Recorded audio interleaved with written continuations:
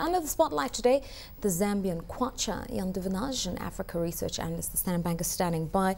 Jan, thanks so much for your time. Let's start off with the elections coming up in September. Already people are a little bit jittery what we're likely to see. Could we see electoral violence? Could we see fraud? Any untoward kind of ominous forces? Those perceptions, are they having a bearing on the economy and on the currency? I think the upcoming elections on 20th of September, as you say, will definitely have a bearing on the Kwacha. There's always a time of uncertainty in the run-up to the elections through electioneering and so forth, but generally the expectation is that there may be some civil unrest, but it won't get out of hand. That's sort of a view that we've sort of developed over a while. What is interesting, I think, with the upcoming election, if you think back in 2008, the presidential election, it was really a close shave between Banda and Sata. Banda won around 41% of the vote, and Sata won 39% of the vote. So it really it was a close contest. Right. And of course they're facing each other again in the 20 September elections. Now what I think is very interesting is that the new constitution, although it's not been written into law, if it had been written into law, it would have complicated the election process insofar as that the president, to be elected president, needs to win over 50% of the votes cast, so 50% plus one vote of the valid votes in order to become president. Now, the numbers that I've just quoted that happened in 2008, 50% cutoff wasn't achieved.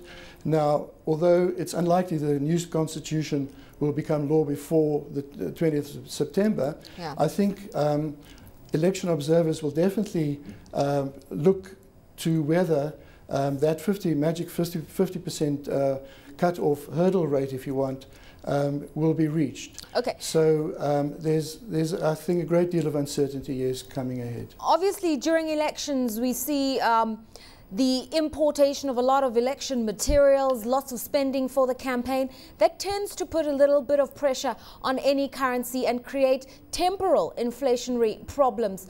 Is that also manifesting itself in the current weakness we're seeing in the Kwacha? Yeah, there's some of it, but I think the global uncertainty and the drop in the copper price in the last week or two has a far stronger bearing on events at the moment in Zambia. Yeah, I think especially the drop in the copper price based on the anticipated weakness in the Chinese economy is having a negative impact on global sentiment. And that drop in the copper price, I think, will eventually steer the Kwacha higher. The Kwacha has traded within a reasonably narrow range over the past year, about 4,600 to 4,900. Yeah. Standard Bank anticipates that it will weaken to about 5,250 over the next few weeks. All right. Largely on the back of election uncertainty and the lower copper price. All right. Now, obviously, we've seen the Kwacha lose about 3% of its value against the dollar, and as you're saying, an 8% drop in the copper price. With the current global uncertainty, we're seeing a flight to gold, for instance, as a safe haven. Is that likely to boost other commodities as it's tended to do in the past, or that's not quite a phenomenon that will play itself out? I think the gold price and the copper price are two very dissimilar they're two very dissimilar type of metals. I mean, copper is an industrial metal.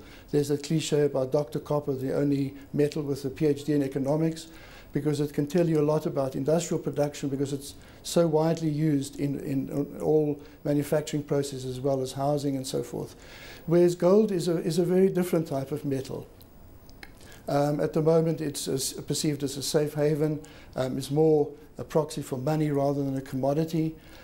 So to my knowledge, the correlation between the copper price and the gold price is certainly not very strong. Okay, so in the midst of falling copper prices, a depreciating currency, what are the available options for authorities in Zambia to try to mitigate against the currency's volatility and also against the negative impact on growth?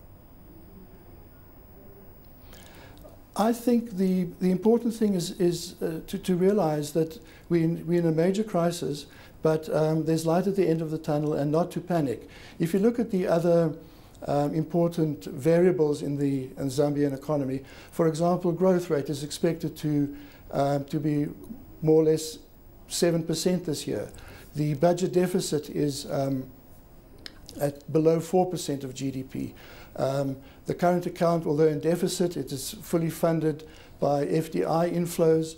So if you look at all the macroeconomic variables, including inflation, which is around about 7%, the economy is not problematic at the moment. So I think Zambia can survive this this global slowdown, the global growth pessimism.